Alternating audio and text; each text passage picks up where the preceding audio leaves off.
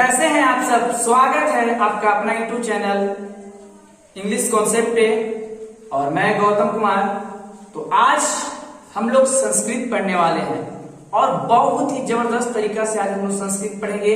अगर जो बच्चे नहीं भी जानते हैं ना, मैं आज उनको सिखा के रहूंगा, दमाद सिखा के, क्योंकि संस्कृत ऐसा आपका सब्जेक्ट है कि इनको जो है इस सब्जेक्ट से लगता है कोई जो है भूत है, ऐसे लोग जो है इससे डरते हैं। तो आज हम लोग जो है इस टेंशन को जो है दूर करेंगे। संस्कृत है क्या, तो आज हम लोग पहले इसको हम समझेंगे संस्कृत। तो देखिए संस्कृत आपका 3 शब्द से मिलकर बना है।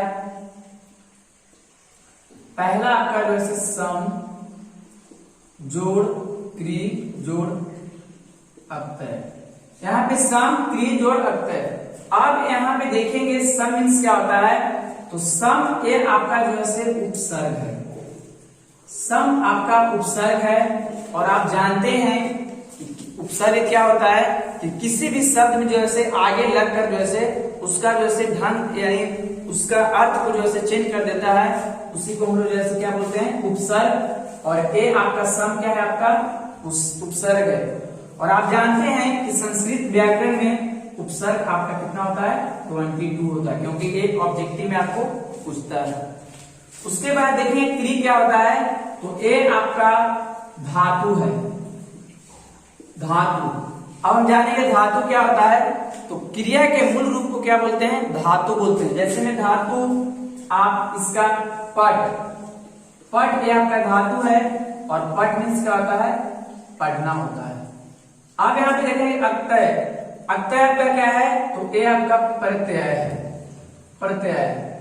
और प्रत्यय आप जानते होंगे कि प्रत्यय में ये भी कोई भी शब्द में जो ऐसे क्या होता है, तो ये लास्ट में लगता है और उसका अर्थ वो क्या करता है, चेंज करता है। तो संस्कृत जो है 3 शब्द से जो है मिलकर बना, सम, क्री, जोड़, तय। अब यहाँ पे सम मीन्स क्या होता है, उपसर्ग। ये सम आपका उपसर्ग है। उपसर्ग संस्कृत में कितने हैं, 22। और क्री मीन्स, क्री जो है आपका क्या है, धातु। और धातु जो है पढ़, लिख, बद, ये सब यानी क्रिया के मूल रूप को क्या बोलते हैं, धातु। और अक्तय जो है क्या है, आपका प्रत्यय है। आप जानते हैं कि उपसर्ग जो है किसी भी शब्द को पहले लगता है और प्रत्यय जो है किसी भी शब्द के बाद में लगता है। आप देखेंगे the question comes to mind. अब यहाँ पे संस्कृत एक ऐसा आपका विषय है, यदि आप इसको स्टडी करते हैं और बढ़िया तरीका से स्टडी करते हैं तो ये आपका जैसे स्मरण शक्ति, मेमोरी पावर जैसे आपका डेवलपमेंट हुआ। मैं आपका चैलेंज है आपका, ये आपको मैं बता दूं, संस्कृत यदि आप पढ़ते हैं, यदि सुबह अगर मॉर्निंग में, तो आपका मेमोरी शक्ति जो है ज्यादा डेवलपिंग होगा। अब देखिए संस्कृत का जनक पाणिनि को कहा गया। पाणिनि एक व्यक्ति थे, महर्षि पाणिनि, जिनको जनक। और एक और बात मैं बता दूं, संस्कृत सभी विषयों का, जितनी भी जो है लैंग्वेज है और विषय है, वो सभी विषय का जो है डाइवर्ट किससे हुआ है, संस्कृत विषय से ही सभी विषय का निर्माण हुआ है। और संस्कृत का जनक कौन है, महर्षि पाणिनि, जो कहाँ के रहने वाले थे, पाकिस्तान के रहने वाले थे। इनका जो है जन्म जो है पाकिस्तान में हुआ था। कब, तो 700 BC में जो है इनका जन्म हुआ था पाकिस्तान में। ऐसे और इनको, क्योंकि इनको जो है पाणिनि जो है महेश्वर सूत्र का निर्माण जो है, क्योंकि शंकर जी का डमरू से जो है 14 प्रकार का ध्वनि उत्पन्न हुआ था और यह जो है महेश्वर सूत्र का जो है निर्माण किए थे। और ऐसे है पतंजलि का जो है, पतंजलि भी लोग मानते हैं, लेकिन मेन योगदान जो है पाणिनि को माना गया है, इसलिए फादर ऑफ संस्कृत इनको कहा गया है, पाणिनि को कहा गया है। अब देखिए हम लोग इतना जाने कि संस्कृत ऐसे सम, जोड़, कृत। सम मीन्स होता है समाज और कृत मतलब उदार करना, यानी जो हमारे सामाजिक में जो है जो भी कुछ है उसको उदार करते हैं, उसी को हम लोग संस्कृत बोलते हैं। अब यहाँ पे हम समझेंगे कैसे हम किसी भी संस्कृत को अनुवाद करेंगे। तो देखिए इसको हम क्लीन करते हैं।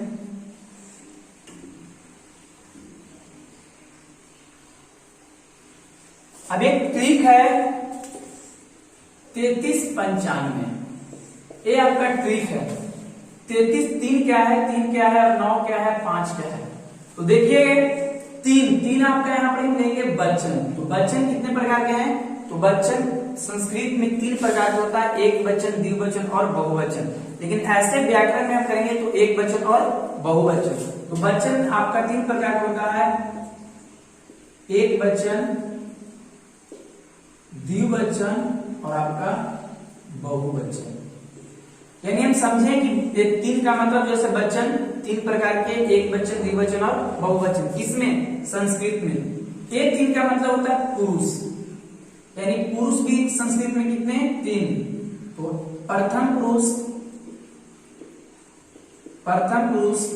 मध्यम पुरुष और यह आपका लास्ट होता है उत्तम पुरुष।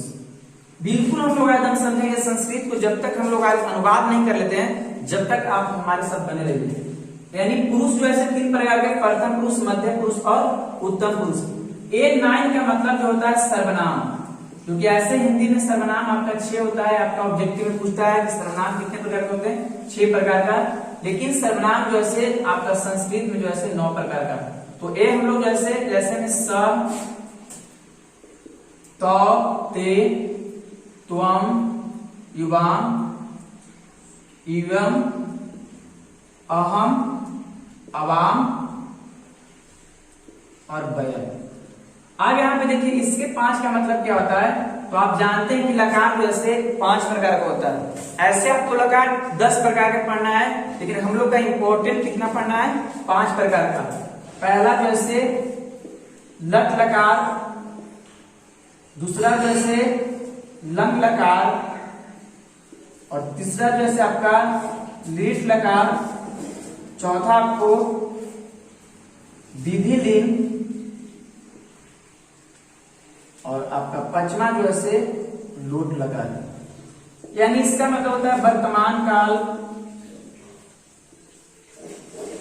भूतकाल, भविष्यत काल और आपका ये होता है चाहिए अर्थ और ये आपका जैसे आज्ञा। तो हमने एक ट्रिक है आपका 33 95। 3 का मतलब होता है वचन 3 प्रकार के और एक पुरुष जैसे आपका 3 प्रकार के। सर्वनाम आपका जैसे इसमें सर्वनाम कितने पढ़ने हम लोग? 9 पढ़ने। और यहाँ पे जैसे 5 आपका क्या है? लकार है। लकार भी आपका 5 प्रकार का होता है।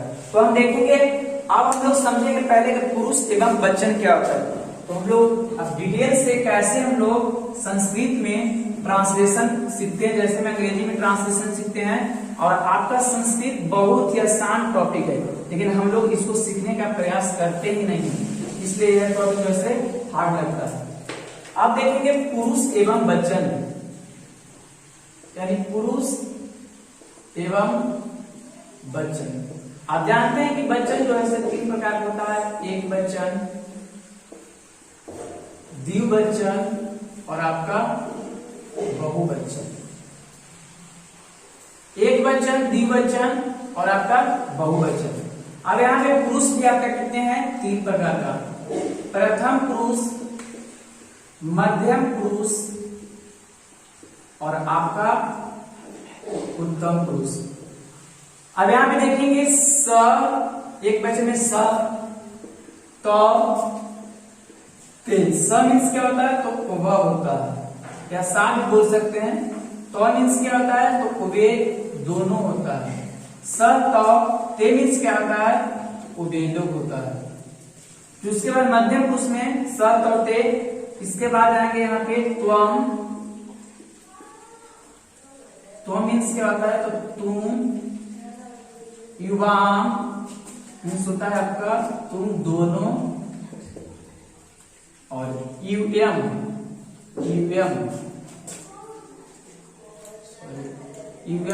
मीन्स क्या होता है? तुम लोग होता है। तो स, त, ते, त्वम, युवाम, यूएम।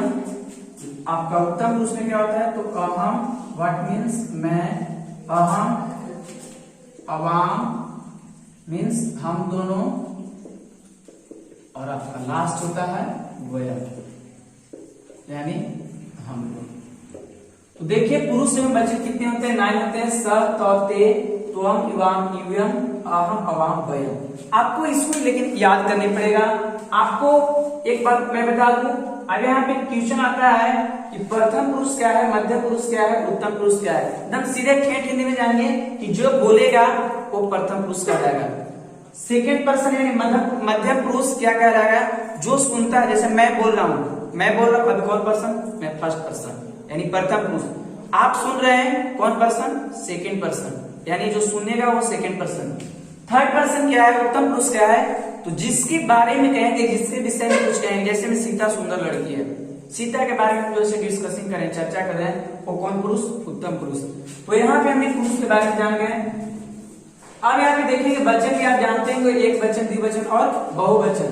यहाँ पे स मीन्स वह, तो मीन्स वे दोनों, ते मीन्स वे लोग, तो मीन्स तुम, युवा मीन्स तुम दोनों, युवा मीन्स तुम लोग, अह मीन्स मैं, अवाम मैंने हम दोनों, वय मैंने हम लोग।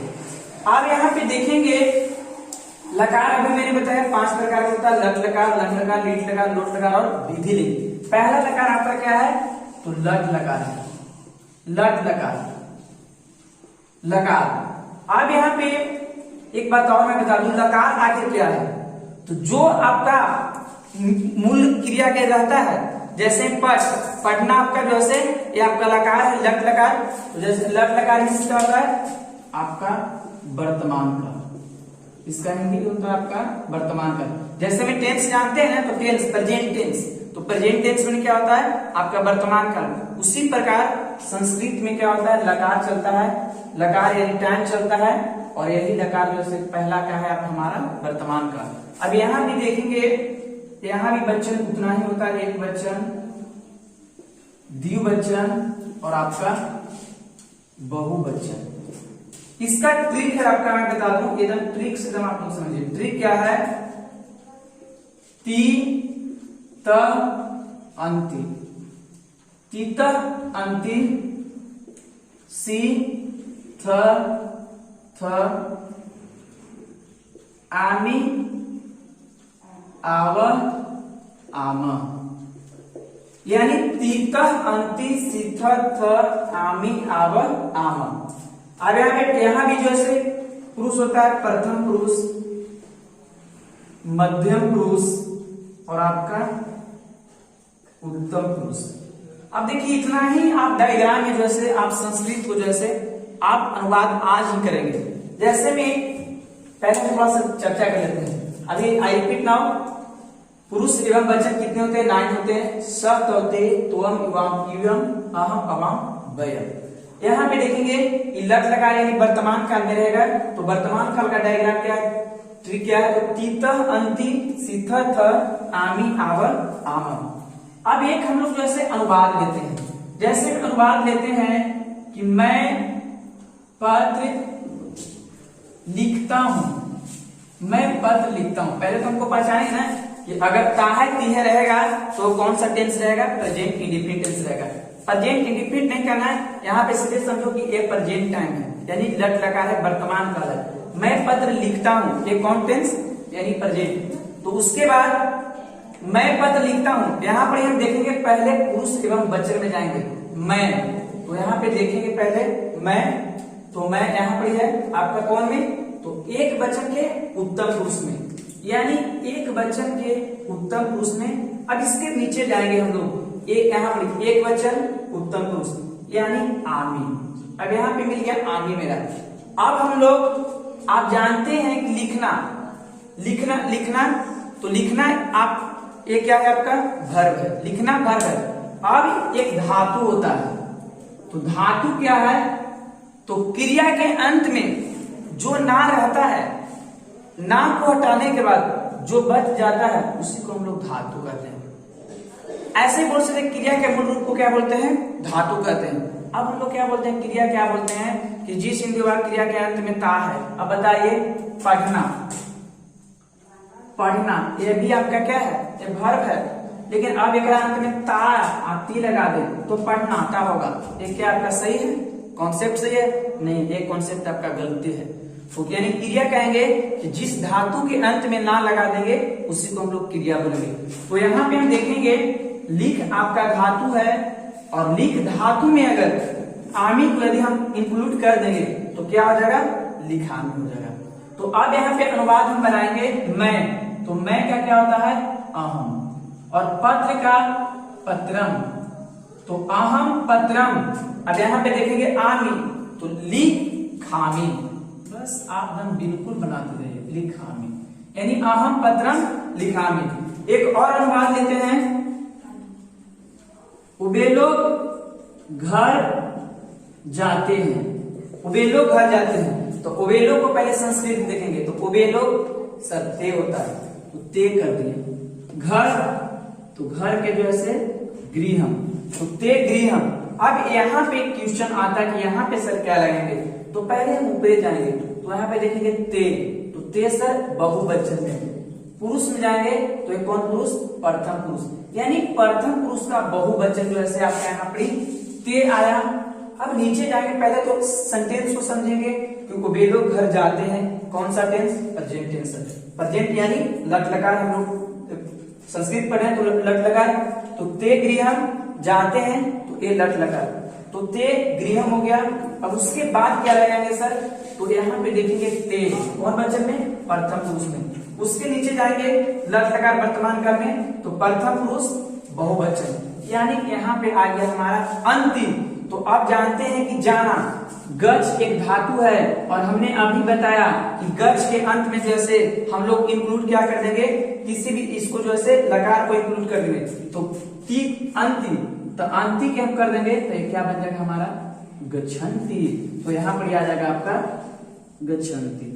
यानी आपको अब सीधे टिप्स में हम दें, तो इसको आप इससे इंक्लूड करें, इससे आप इसको करें, और इसको आप जो है इससे करें। यानी ए भी देखिए, ए डायग्राम में 9 है और इसमें भी 9 है, जहां जहां पे ए है वहां पे आप सेटलमेंट कर दीजिए। आप दुनिया का कोई भी सेंटेंस होगा आप जो है यानी लट लकार में आप बना दोगे।